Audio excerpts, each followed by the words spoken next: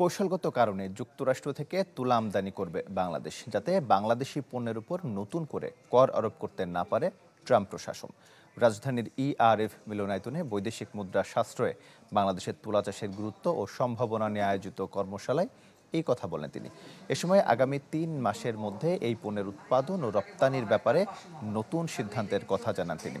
অন্য বক্তারা বলেন, দেশে তুলা উৎপাদন বাড়লেও বাজার ব্যবস্থায় বিশৃঙ্খলার কারণে ক্ষতিগ্রস্ত হচ্ছে কৃষক। অনুষ্ঠানে তুলা উৎপাদন নীতি সহায়তার কথা জানান পররাষ্ট্র উপদেষ্টা।